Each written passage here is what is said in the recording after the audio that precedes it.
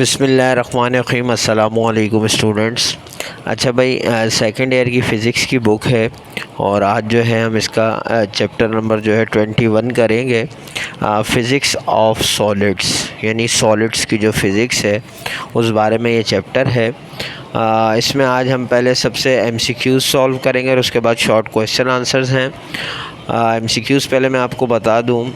MCQs number 1 है the property of a body by virtue of which it tends to regain its original size and shape when the applied force is removed is called। तो इसका option A है elasticity. Second है substances which can be stretched to cause large strains are called। तो option D है elastomer. Third MCQs है if the load is increase beyond the point the strain increases rapidly for even a small change in the stress. तो इसका right answer option B है yield point. 4 है the reciprocal of the bulk modulus is called. तो option A है compressibility. MCQs number 5 है which of the following statement is are wrong. तो इसमें जो स्टेटमेंट 1 है hollow shaft is much stronger than a solid of the same length and same mass, ये wrong है। और second reciprocal of bulk modulus of elasticity is called compressibility, ये हमने अभी भी पढ़ा है, ये सही है। और third it is difficult to twist a long rod as compare to small rod, ये भी ठीक है। तो इसका मतलब है फर्स्ट वाली रॉन्ग है, तो ऑप्शन बी 1 ओनली ये राइट आंसर है। 6 है metals are good conductors of heat and electricity, this property is conferred by. तो ऑप्शन सी है मेटेलिक। 7 है for a metallic crystal delocalise electrons occupied band is, option A है conduction band. 8 है the semi conductors have resistivity, option answer A है क्योंकि ये between conductor and insulator ही होती है। MCQs नंबर 9 है a ferromagnetic substance become a permanent magnet when it is place in a magnetic field because. तो option A है all the domains get oriented in the direction of the magnetic field. फिर 10 MCQs है identify methods to demagnetize a ferromagnet. तो इसका right answer option B है by heating, hammering and spinning it in an external magnetic field. ठीक है, वैसे इसमें जितने भी ये 4 आंसर हैं तकरीबन करीब करीब सही हैं, लेकिन इसका राइट ऑप्शन जो है वो बी ठीक है। अच्छा जी, उसके बाद जो है अब आपके जो शॉर्ट क्वेश्चन आंसर्स हैं उसमें क्वेश्चन नंबर 1 है why are the springs made of steel and not of copper. तो ये आंसर इसका आपके सामने है। Spring are typically made of steel rather than copper for several reasons. तो रीजंस क्या है भाई, इसकी स्ट्रेंथ एंड ड्यूरेबिलिटी है। इसके अंदर जो स्टील होता है उसके अंदर स्ट्रेंथ भी होती है, ड्यूरेबिलिटी भी होती है। सेकंड उसमें इलास्टिसिटी होती है, ठीक है, उसमें इलास्टिक की तरह यानी खिंचने की जो है वो ज़्यादा वो होता है। थर्ड है कॉस्ट इफ़ेक्टिवनेस, फिर ये कॉपर के मुकाबले में सस्ता होता है, ठीक है। फिर 4 है फैटिगी रेजिस्टेंस, ठीक है, spring often undergo repeated stress, यानी इस पर प्रेशर ज़्यादा होता है, स्ट्रेस बहुत ज़्यादा होता है और वो स्टील उसको जो है वो ज़्यादा रेजिस्ट कर सकता है कॉपर की बनिस्बत। 5 है कोरिजन रेजिस्टेंस, इसके अलावा जो है कॉपर में जो है एक्सीलेंट रेजिस्टेंस होती है कोरिजन की, और स्टील जो है वो उसको हमें कलर वगैरह करना पड़ता है, लाइट करना पड़ता है। तो ये रीज़न से जिसकी वजह से ये होता है। सेकंड क्वेश्चन है the breaking force for a wire is F, what will be the breaking force for two parallel wires of the same size। ठीक है, तो ये एक छोटा सा आंसर था when two wires of the same size are arranged in parallel। ये आप इसका आंसर यहाँ पर पढ़ सकते हैं। तो F1 यानी 2F को हम प्लस करेंगे तो वो इक्वल होता है 2F के, ठीक है, तो हम उसको लिख सकते हैं 2F, ठीक है। F आप जो है टोटल अगर मालूम करेंगे तो इनका 2F आएगा। क्वेश्चन नंबर 3 है distinguish between intrinsic and extrinsic semiconductor. ठीक है, तो हमने इनके दरमियान डिफरेंशिएट करना है। छोटी क्लासेस में आपको पता है कॉलम बना के राइट एंड लेफ्ट साइड पर हम करते थे।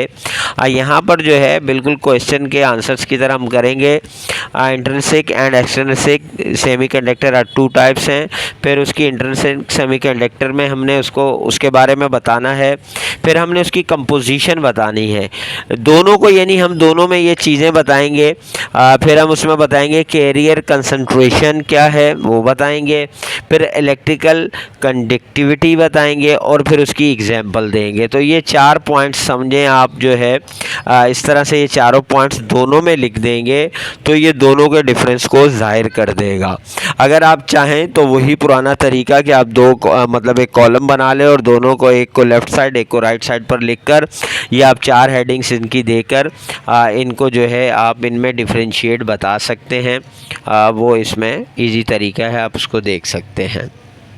अच्छा जी, उसके बाद क्वेश्चन नंबर 4 है, a wire is replace by another wire of same length and material but of twice the diameter, what will be the effect on the. इसमें भी 2 ऑप्शन, मतलब 2 क्वेश्चन हैं। एक है increase in its length under a given load और b है maximum load which it can bear. ठीक है, तो अब हम इसका भी मतलब छोटा सा एक आंसर था जो दोनों के बारे में इसमें हमें जो हमसे पूछा गया है। Increase in length under a given load, the elongation यानी और increase in length of a wire under a load is given by Hooke's law by deformation for deformation. The increase in length under a given load will be 1/4 of the original length increase when the wire diameter is double. फिर इसी तरह maximum load which the wire can bear, तो इसका भी ये बता दिया। Last में the maximum load the wire can bear will be 4 times the original maximum load when the wire diameter is double. ठीक है, तो ये दोनों आपसे क्वेश्चन पूछे गए थे। उसके बाद क्वेश्चन नंबर 5 है, sand does not possess any definite shape and volume still it is a solid, give reasons.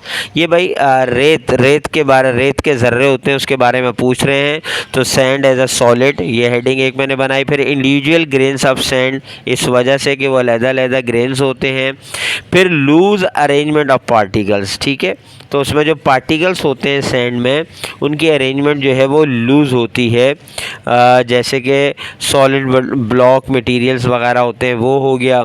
फिर उसके बाद उसमें जो है हमने ये बताना why sand is still a solid. ठीक है, तो क्यों जो है वो रेत जो है अभी भी सॉलिड है, तो वो एक पॉइंट मैंने, यानी ये मैंने हेडिंग्स बनाकर आपको शॉर्ट बनाकर दिए हैं ताकि ये थोड़े से अच्छे भी लगें और थोड़े से मैंने इनको जो है एक्सप्लेन किया है, यानी लेंदी कर दिया है ताकि अब मार्क्स आप जो है वो गेन कर सकें। अच्छा जी, उसके बाद क्वेश्चन नंबर 6 है, specify the importance of stress strain curve. ठीक है, तो ये जो इम्पोर्टेंस है इसकी स्ट्रेस स्ट्रेन कर्व की वो क्या है, why it is so important. तो अंडरस्टैंडिंग मटेरियल बिहेवियर, ठीक है, उसमें अंडरस्टैंडिंग होती है मटेरियल बिहेवियर की। फिर सेकंड है determining elastic and plastic limits, दोनों लिमिट्स यानी इलास्टिक की भी और प्लास्टिक लिमिट्स जो है उसको वो डिटरमाइन कर सकता है।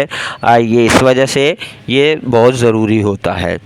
अच्छा जी, उसके बाद जो इसका थर्ड पॉइंट है वो ये है कि डिफाइनिंग की mechanical properties. The stress strain curve provides critical information about the materials properties such as ultimate tensile strength, जिसको हम यूटीएस कहते हैं, यील्ड स्ट्रेंथ, यंग्स मॉडल्स, और assessing ductility and brittleness. The area under the curve can give insight into a material's ductility or brittleness. A large area indicates more ductility while a smaller area suggests brittleness. तो ये मतलब जो है इसकी importance है। फिर इसी तरह 5 है गाइडिंग मटेरियल्स सिलेक्शन। फिर 6 है सेफ्टी एंड डिज़ाइन। 7 है प्रिडिक्टिंग मटेरियल परफॉर्मेंस। ठीक है, तो यही हमसे पूछा गया। तो मैंने जो मतलब इसकी इम्पोर्टेंस है, आप चाहें तो ये ज़ाहिर है शॉर्ट है, आप 2 3 4 भी लिख सकते हैं, चाहें तो सिर्फ नाम लिख के एक एक लाइन की डेफिनेशन कर दें। लेकिन मैंने थोड़ा सा आपको बताया कि मैंने थोड़ा सा इस बार जो है आंसर्स आपके थोड़े से लेंदी किए हैं ताकि आप, क्योंकि बड़ी क्लासेज हैं, मार्क्स गेन करना ज़रूरी होता है। क्वेश्चन नंबर 7 है why liquids do not possess rigidity. ठीक है। तो यहाँ पर लिक्विड्स को हमने यहाँ डिस्कस करना है कि प्रोसेस रिगिडिटी क्यों नहीं होती उसमें, तो उसके रीजंस क्या हैं। ठीक है, तो पहला रीज़न है लैक ऑफ फिक्स शेप। ठीक है, कि इसमें कमी होती है फिक्स शेप की। ठीक है, ये ज़ाहिर है, तो वो फिक्स शेप नहीं होती। सेकंड है वीकर इंटरमोलिकुलर फोर्सेस, जो इसके दरमियान, इसके मॉलिक्यूल्स के दरमियान इंटरमोलिकुलर फोर्सेस होती हैं, वो भी कम होती हैं। थर्ड है फ्रीडम ऑफ मॉलिक्यूलर मूवमेंट, फिर इसके अंदर फ्रीडम होता है इसके मॉलिक्यूल में मूवमेंट का। फिर फोर है रिस्पॉन्स टू स्ट्रेस। ठीक है, instead liquid does not resist deformation, जब स्ट्रेस यानी प्रेशर या इस पर दबाव होता है तो वो रेजिस्ट नहीं कर सकता, जैसा कि सॉलिड में होता है। तो इट फ्लोज और adjust its shape to accumulate the applied stress, highlighting the lack of rigidity in liquids. ठीक है, तो इसको सॉलिड्स के बराबर जो है, मतलब लिक्विड्स को वो डिस्कस किया गया है। फिर क्वेश्चन नंबर 8 है give applications of crew point. ठीक है, तो क्रू पॉइंट जो है उसकी एप्लीकेशंस कहाँ कहाँ हैं, मेन ये बताना है हमने। तो आप चाहें तो मैं जो ये क्वेश्चंस मैंने बनाए उनको थोड़ा सा और भी आप शॉर्ट कर सकते हैं।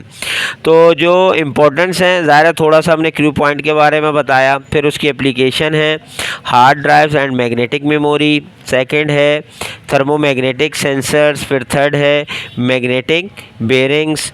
फिर 4 है मैन्युफैक्चरिंग ऑफ मैग्नेट्स। फिर 5 है थर्मोमैग्नेटिक स्विचिंग। 6 है हाइपरथर्मिया ट्रीटमेंट। 7 है मैग्नेटिक रेफ्रिजरेशन और 8 है पोल्यूशन मॉनिटरिंग।